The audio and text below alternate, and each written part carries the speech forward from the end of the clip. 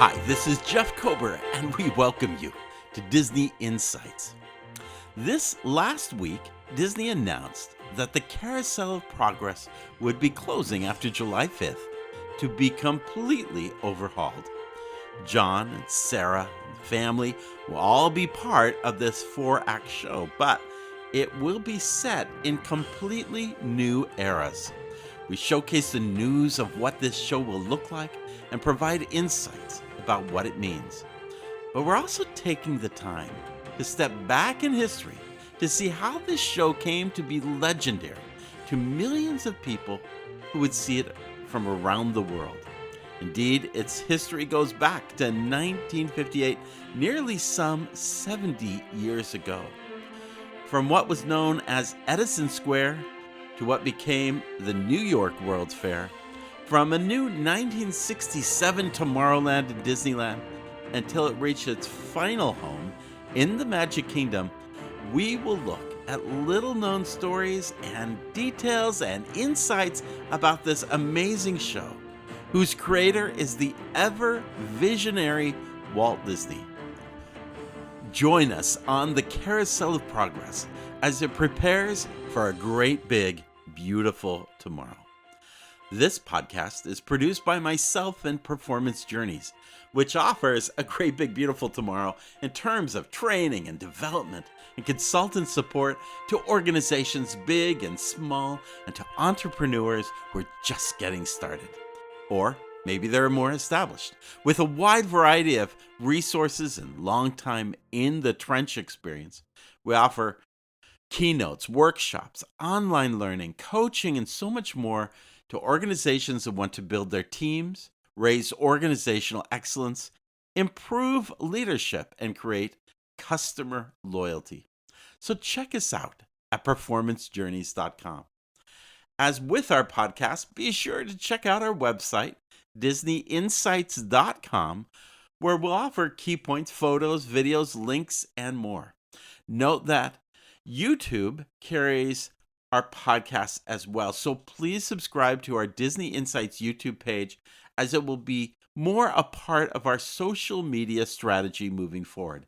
In fact, I've prepared a special multi-angle, multi-camera video of the current Carousel of Progress. So you may want to go over to YouTube and check it out. And when you're there, hey, please subscribe and also offer any thumbs up, positive ratings, reviews, or whatever you can in getting others to come check it out as well. Well, to begin this whole story, we have to go to someplace called Edison Square. This was a sort of place off of Plaza Street, and it had a very clear purpose in Walt Disney's mind. He wanted to work with General Electric to create a smaller theme district that would be part of Main Street, but off to the side. It would be known as Edison Square. This is how it was described to GE.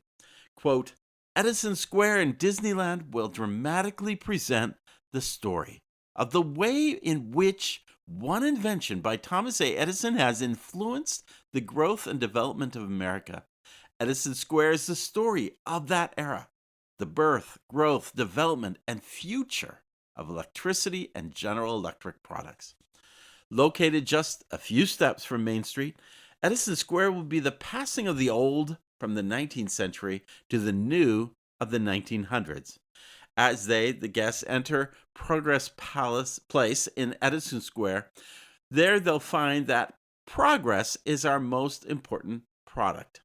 Visitors will see separate plaques on which General Electric's symbol and appropriate words setting forth the theme of Edison Square will appear.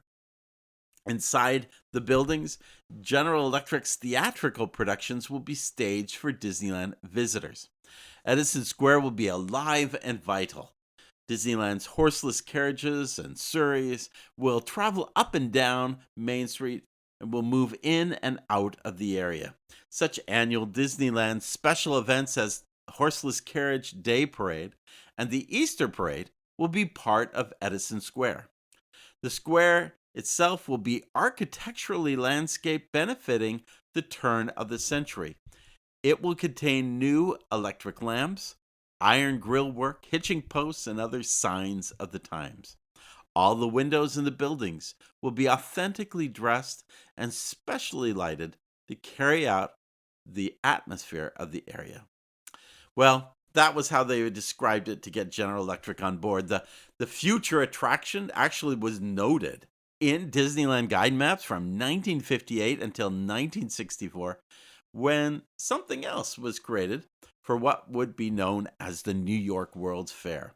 The attractions that were in this planned Disneyland horseshoe-shaped district would eventually become known as the Carousel of Progress. Originally, there was no concept of a moving theater. Rather, guests in the plaza would move in groups of about 125 that would go between several theaters called in a show called Harnessing the Lightning, a walkthrough drama exploring how electricity, technology transformed the lifestyle of the American family. While Edison Square, of course, was never built, the groundwork was laid for a show centered on a very powerful idea.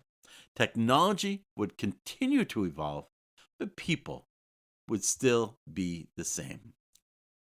The carousel concept, well, that became part of the New York World's Fair. By 1959, General Electric had requested that Disney switch from a land at Disneyland to an entire pavilion at the New York World's Fair. This is fairly amazing, since it would be another 4 years before even the Enchanted Tiki Room appeared as the first audio animatronic show ever, and that was only just with birds, and that it would only be one more year after that there would not only be an American or an Abraham Lincoln in the Illinois pavilion at the fair, but some 32 audio animatronic performers, mostly human, all performing in the Carousel of Progress. The carousel concept allowed some 41,000 visitors to see it every day at the New York World's Fair. Add to this the idea that Disney would also take on 3 other shows as well, all of which would include animatronics from singing dolls to dinosaurs to, again, the 16th U.S. president.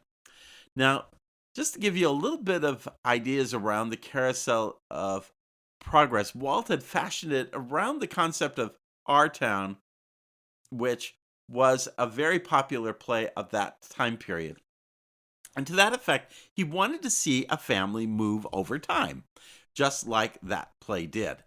So he hired Rex Allen to provide the original voice for Father or John in the original show. He did acting and voice work for Disney for many years. If you've ever seen The Incredible Journey, or A Country Coyote Goes Hollywood, or Ringo, or The Refugee Raccoon, Horse of the West. I mean, he just did a ton of movies for Disney and just has this very familiar sound to him. Sara, or Mother, was played by Rhoda Williams, who actually had done the voice of Drizella in Cinderella. You wouldn't imagine those two being the same when you listen to the audio. The voice of the original grandmother, which was known at the New York World's Fair as Mrs. G.E. Fair, was Barbara Luddy, who had provided the voices. And you'll hear this and you'll go, okay, this does sound like the grandma, because it sounds like these other individuals.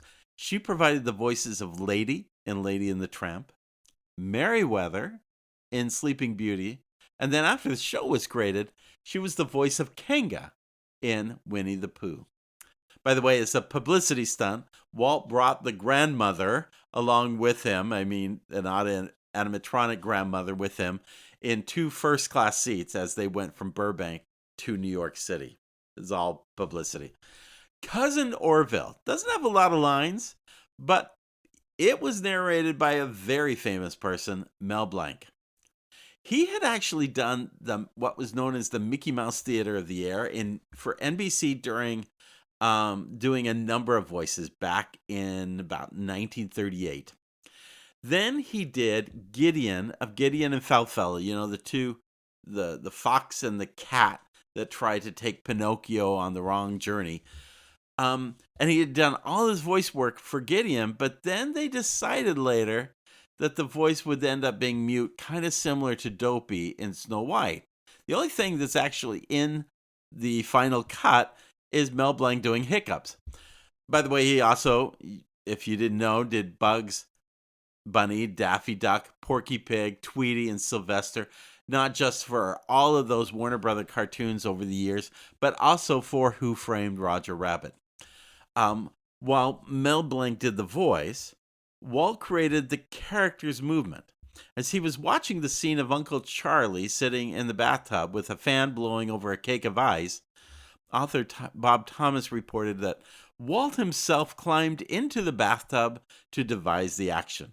He shouldn't be reading a newspaper. He should be reading the Police Gazette. There should be a glass of iced tea on the toilet seat there. And let's see, his toes should be sticking up on the other end of the tub and wiggling. Yeah, let's have his toes wiggling, end of quote. When the show premiered that first summer, this is a very little known story, but when it premiered in 1964, Jacqueline Kennedy came to the fair along with her family to support the experience. Her husband, former President Kennedy, who had just recently been assassinated, was a big supporter and fan of the fair. Jacqueline was still wearing black, but wanted to be a support. Joining her mother was Caroline Kennedy, who was age 6 at the time, and was so stricken by the dog in the show that she pled with her mother afterwards that they adopt the dog and bring it home. No one usually said no to the Kennedys, but yes was not a possibility in any form, and Caroline left in tears, empty-handed, that she didn't get to bring the dog home. But this show wasn't the only thing in the GE Pavilion during the New York World's Fair. In fact, the pavilion was also called Progress Land, with one aspect of the entirety being the Carousel of Progress. Other highlights of the 17 million three-story Progress Land Pavilion included demonstrations of thermonuclear fission, an all-electric city model, and a fiery story of man's struggle to control nature's energy on the world's largest projection screen, the building Sky Dome. According to the Smithsonian Institute, the focus on cutting-edge electric power was a timely one in '64. Post-World War II America saw a boom in manufacturing and the purchase of electric appliances. At companies like General Electric, new technology and growth meant that they had more American consumers than ever before, using more power at a lower cost. Nuclear fission was also a relatively recent development. It had been discovered in 1938, and atomic power and weaponry were developed during World War II and the years after. In short, this actually was a big guest favorite, the entire pavilion at the fair. Well, the Carousel of Progress left the New York World's Fair after its 2-year run and came home to Disneyland. Here it would be presented in July of 1967 as part of a new Tomorrowland, featuring not only this attraction, but an adventure through inner space presented by Monsanto, a rocket jets ride towering high above the land, and a people mover that would weave through all of this. This is, for many people, especially myself, when the Tomorrowland in Disneyland became the best of the best, especially as it then later added Space Mountain in '77. When the show premiered in '67 in Disneyland, the new version had guests stepping onto the stage at the end of the show and then going up the speed ramp to a second level. There you came into a 3-tiered space that allowed you to look upon a 6,900 square foot model. Think about that size. It was massive, a massive model of Progress City. Now, it's represented partially in the current People Mover attraction at Magic Kingdom. But this model was something much more complex in size and scope. It included some 4,500 buildings, 20,000 trees and shrubs, and 2,450 moving vehicles, which radiated out of the climate-controlled center city. I'll just stop here and say this was a vivid memory of mine when we visited. I believe in 1969 was when I first got to see this. And it was impressive. I mean, I remember the whole show. I certainly remember the music. Um, I remember this particular panel that they had created that lit up at the beginning of the show. It was a very memorable experience. But I can tell you, the model at the top was just so huge, and you could have just stared at it forever, trying to figure out what everything was in it. They kept trying to move. I mean, you had about, how the length of each act is. So at the end of that time period, which is what, about 7 minutes, another group would be coming up the speed ramp and they'd be moving you through. But I remember looking out at this thing, and there's a whole audio sequence that goes with it. It's just it was an amazing thing to see at Disneyland back in the late 1960s. Well, in 1973, the Carousel of Progress left Disneyland and returned to the East Coast when Tomorrowland was being expanded to include the People Mover, Starjets, and importantly, Space Mountain. The attraction was sponsored again by General Electric, but they had requested a song change that kind of more hinted at the advantages of purchasing appliances today. The Sherman Brothers penned a second song called The Best Time of Your Life. This attraction for many years was complimentary, as was America the Beautiful, a Circle Vision 360 film nearby, and If You Had Wings, which was presented by Eastern Airlines. In 1994, a new Tomorrowland came to Magic Kingdom with additions like the Timekeeper and Alien Encounter. That one may have come about a year or two earlier. But along with all that came an updated version of Carousel of Progress. This time, the great, big, beautiful Tomorrow song came back to the show, and a new host, Gene Shepard, known for creating A Christmas Story, became John the father. Rex Allen became the grandfather in this version. A pre-show outside the attraction stepped through Walt Disney, introducing the carousel at the New York World's Fair. Well, that's the version you've been seeing up until, July 5th of this year, when it will be completely changed.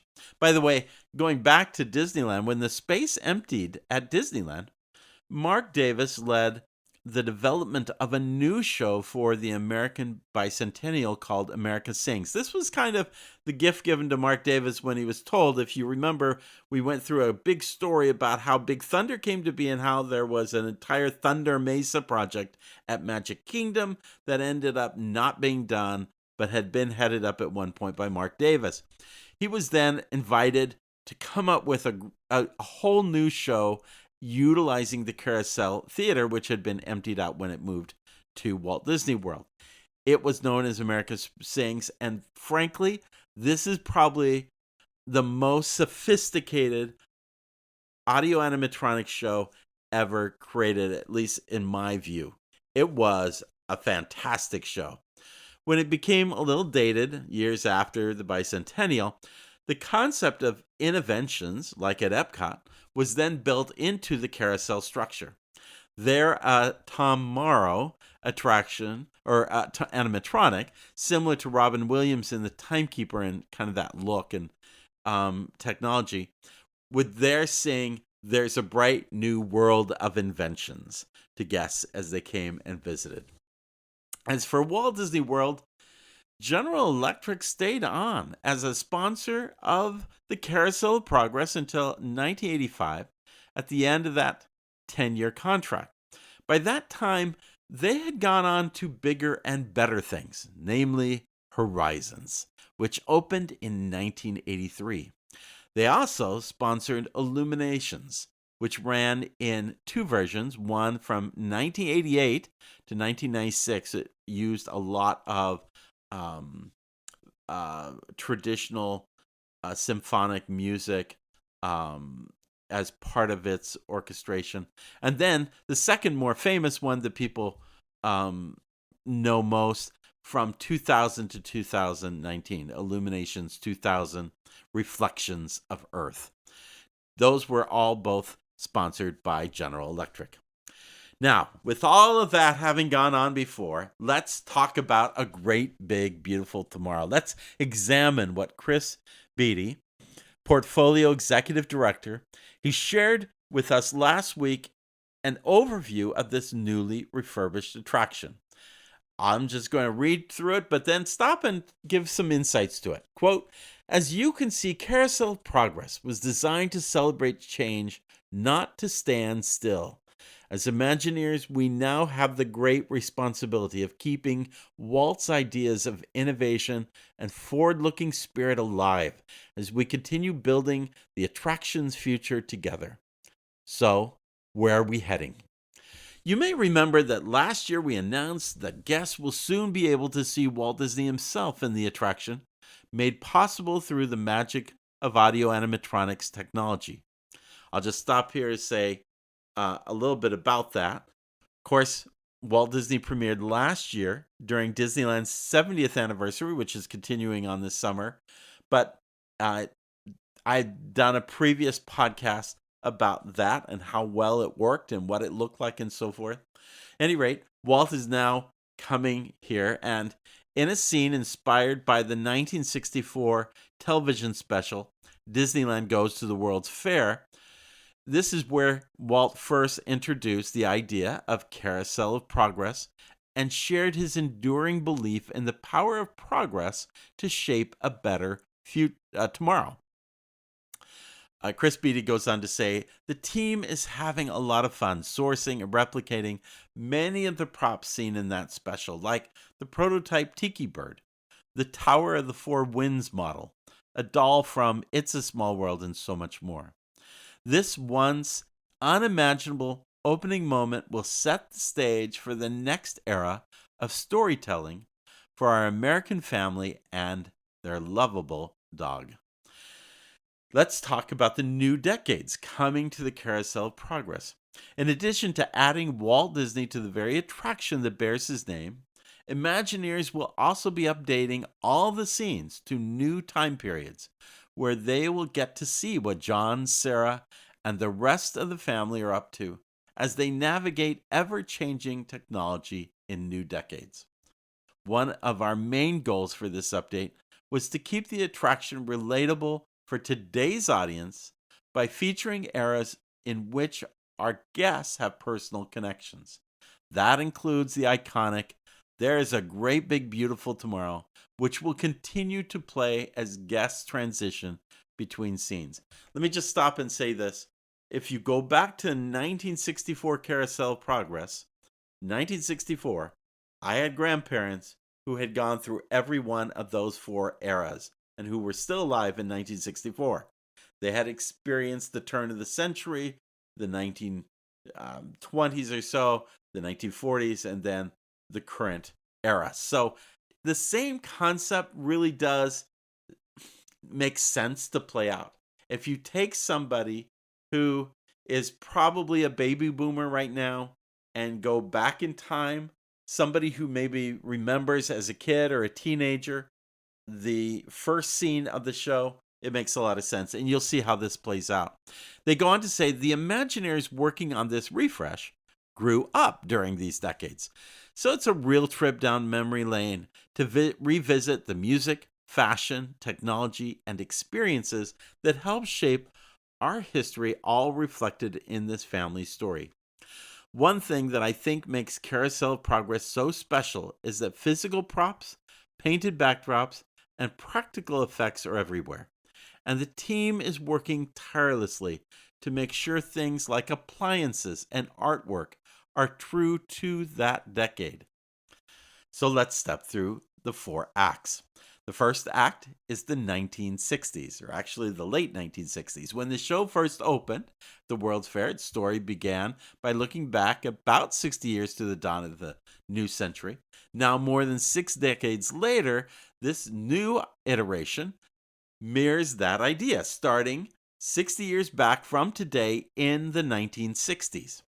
In the summer of 1969, our Carousel family, along with millions around the world, gathered near their television to witness one of humanity's greatest achievements, the historic moon landing. Filled with awe, the moment captures the spirit of innovation and possibility that has always been and always will be at the heart of Carousel of Progress. Let me stop there and talk about that scene, or what that scene will look like. Now, I remember watching on TV the space landing, which happened on July 20th of 1969. I grew up in Phoenix, so it was actually at night, around 7:30 or so. So actually it could have been daylight still a little bit outside, but it was in the evening of that day. And I remember the feel of that moment. That's the feel I'm looking for as a guest when we come back to this. It's a very similar feel to the one you actually get right now in Spaceship Earth. As you come up toward the top, you see a family watching the moon landing. I think this is going to be much more built out. But I think if they carry some of that same look and feel, they're going to be doing great on this particular. By the way, one of my favorite things in Spaceship Earth is as you go up there and you see the family watching the TV and Walter Cronkite's on the TV and all that. There is a record collection. Every family had a big record collection, and you weren't serious if you didn't have at least about 1.5 to 2 feet worth of records piled up. But if you look at the record collection, they always change out every week or two or month or two or so. The lead album, you'll see Mary Poppins, you'll see other Disney records that'll be the first record in that series and group. I hope they bring the records into the Carousel Progress. I think that's such a great thing. I also will say, before we get on to Act 2, this also suggests to me that if they are nailing this scene, and it's the same scene in Spaceship Earth, perhaps they are finally going to announce changes to Spaceship Earth. Remember, there was a whole plan that was going to focus on storytelling that was announced prior to COVID, and then with COVID, nothing came about. But in my view, this may be a hint that changes to that attraction that may even take that whole thing out may be forthcoming at Spaceship Earth. But that's my guess. Now we go to Act 2, the 1980s. They go on to say it's the 80s where everything is bigger is better and things keep on getting bigger. We pick up with the family on Halloween night of 1985, and for the first time ever, Sara is taking center stage. She'll share how all the appliances and gadgets are making life easier for the whole family. Speaking of John, we'll find him out on the porch handing out candy to trick-or-treaters, and poor Uncle Orville can be found in the bathroom with no privacy around here. Now, let me just stop and talk about the 1980s for a moment. When you think about technology, we're looking at Sony Walkmans. We're looking at Nintendos. Microwaves kind of came out in the mid-late 70s, but there's still big things now, and they're taking on their own. I think fax machines came about this time, but here are two things I think will definitely be there. In fact, it's been mentioned by other podcasters. First, Apple, or the Apple Macintosh. And this is apparently going to be part of Orville's thing, that he's somehow getting in on the early sale of Apple stock. And then also, I think this would be great if it were added. I can see John on the porch with this. If you remembered the clapper. Or actually, it could be Orville, where you had to clap and then it turned on a light switch or music or whatever it might be. That might be a very funny scene played out. At any rate, we do note that this is in Halloween. So that means that the first act was summer. We're now going to fall here in the 1980s. Act 3 is going to be winter, and then Act 4 will be spring. So it's going to be a little different in terms of sequence there. Let's talk about Act 3, the new millennium.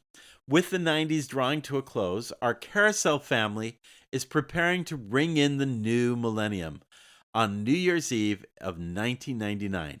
Amid the excitement of the countdown to 2000, a new thing called the internet is bringing John, Sara, Jimmy, and Patty and the world closer together than ever before. I could just imagine the sounds of bringing up the internet.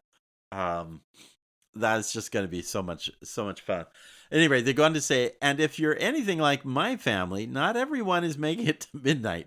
Grandpa has already nodded off before the big countdown, while Grandma sneaks the TV over to wrestling when no one's looking. Sounds like a familiar scene? Well, it's going to be more interesting because the number one wrestler in 2000, the year 2000, was no less than The Rock. So that's going to be very interesting. But I think also what may be very interesting is the thing that was of concern, and I remember it very well because I was working at Disney, and I literally was working on, because in holiday seasons, those in white collar jobs or office jobs or whatever had to come out in the parks to work, and so it was a big issue as to whether or not what the effects would be with Y2K. And there was the possibility that all the guests in the park were going to have to walk all the way out to TTC because nothing would be working, that all electricity would be offered. So nothing like that ever happened. At the same time, what did happen is that there was a Millennium Celebration in Epcot. I just mentioned that with GE. That was huge. I'd love to see them figure out how to bring that into the show. I think that would be so cool. Act 4 is totally out of this world. Literally, it's the possible future. As we reach the end of our show, we see the family one last time in the distant future, in an out-of-this-world home. From a helpful robot assisting with everyday tasks to space travel, the scene imagines a future where extraordinary innovation has become part of life and proves that a beautiful tomorrow is just a dream away. To help bring this new finale to life, Imagineers looked back at original concept sketches by Disney legend John Hench, drawing inspiration from his imaginative vision of the future. Now, this sketch, which they've shown, and it's in DisneyInsights.com, shows a couple of things going on. There's a sort of step-down lounge in the back. There are big, with a fireplace right there, kind of a rock-type fireplace. I think it is supposed to be, and again, this is really confusing because this is a mid-century home. But there is a robot coming out of the closet, so to speak, or the out of the door, with what seems to be a vacuum. You have something that's automatically decorating the cake. You see some appliances that wouldn't have been there in the 60s. And yet it still seems to have this very familiar mid-century look. There's wood, there's avocado in the feel. There's Grandma and Grandpa coming. And by the way, everybody looks like they're wearing kind of the same clothes you would have worn in the 1960s. Kind of, again, step-down lounge, kind of coffee table and couch look. So it's interesting. It is a play on, and by the way, sort of a dome. Now, it doesn't look out interplanetary because outside it looks like they're somewhere in the Colorado Rockies or something. But it does say in the text, Carousel of Progress Act 4. So this is a scene from that era, and I think is what is playing out. By the way, there's a planter in front of Grandpa and Grandma, which gives you a sense that they kind of come in and maybe walk in, and maybe there's a use of that kind of animatronic there to kind of hide their feet movement, but to kind of create movement into the scene. Anyway, we don't know exactly how it's going to play out, but all of this has really Horizons potential. Again, going back to GE, I don't know why they haven't gotten GE on board to this attraction yet, but this kind of has this feeling of what Horizons was all about, and I could see it really coming to play in all this. Well, is this the attraction? Is this the future we want? Tom Morris, former Imagineer and guest on this podcast, stated in his own post, quote, 100% support this relaunch. The configuration of the show, as we've known it for 60 years, was a result of sponsorship with GE. Prior to GE's involvement, it was planned as a nostalgic show for Edison Square, a planned neighborhood of Main Street. It now sits in Tomorrowland, and context matters. It's long overdue for a show that doesn't focus on one century and household appliances, but better living in general. I've long suggested expanding the show's timeline, beginning with the humorous caveman intro in stage 1 and fast forwarding to the far future in stage 6. I know that this isn't the outline of the proposed show, and I'm fine with that. Just keep the song. That's where the heart and soul is. And maybe reincarnate the kaleidophonic organs somewhere. 1960s, 70s, bravo, this line. So this is how I saw this in 1969. I was trying to describe it earlier. And remember that the catchy song, Great Big Beautiful Tomorrow, was lit up by this in scene 1, kaleidophonic screen sort of wall, where guests would see the song kind of depicted in a rainbow of changing color patterns and light that was timed to the music itself. So what do I think about it? Well, I got to tell you, I'm kind of in the same camp as Tom Morris. I'm kind of pumped. I'm kind of excited. I was going to do a whole bunch of things, but as for this week's podcast, but as I further went into this, I just thought, no, this needs to be a podcast all in and of itself. The story treatment. Well, let me just tell you that there was a story treatment done for the original Carousel in the '64 World Fair, and I think it captures my reason why I think this show works. It says, quote, our narrator and his family give no indication that life is dreary or filled with too much labor. On the contrary, the prevailing thought is, how could things be any better than they are today? Thus, each time the Carousel Theater revolves, and life does indeed get better and better.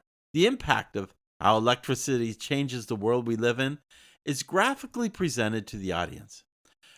Richard Sherman calls the song and show the wonderful positiveness with which the creator of this concept, Walt Disney, viewed the possibilities of each new day.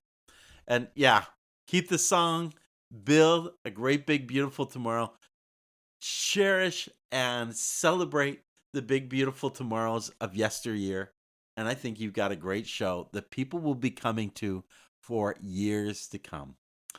Now, there's not an opening date listed for the new version of Carousel of Progress, but it is expected to open in 2027, which will mark the 60-year mark that the attraction first premiered at Disneyland with the opening of new Tomorrowland. That was done in June or July. I would say it's probably going to be in time for summer of next year.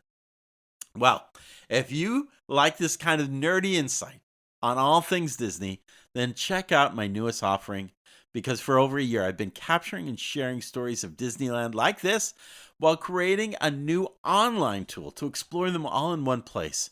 It's called Disneyland Insights, Inspiration, Ideas, and Magic for You and Your Organization. And it's an interactive multimedia experience. This is truly designed for those who are seeking out a great big beautiful tomorrow, in providing leadership excellence, in establishing employee engagement and an exciting team culture, and in offering a superior customer experience.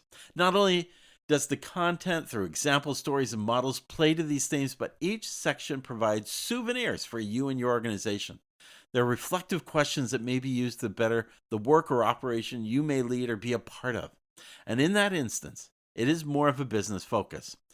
But I do suggest you check out Disneyland Insights, Inspiration, Ideas, and Magic for You and your organization. You can check it out on the show notes page or on DisneyInsights.com. It'll show even more of what you can expect. For those of you who like their libraries with books, go ahead and go to Amazon's and check out my 4 books, A Century of Powerful Disney Insights, 100 Years, the Walt and Roy Disney Years, Lead with Your Customer, Transforming Culture and Brand into World-Class Excellence, The Wonderful World of Customer Service at Disney in its 2nd edition, and Disney Leadership and You. All of those are available, and again, you can click on the show notes or just go to Amazon and order them. At any rate, thanks for joining us for this podcast. Know that, as in the title of my organization, Performance Journeys, it's as much about the journey as it is about performance. So find the second star to the right and keep going straight on till you reach it. Follow the compass of your heart and know that with a smile and a song, a little faith, effort, and pixie dust, your dreams can come true. After all, if we can dream it, we can do it. Until next time, bright suns, we'll see ya real soon.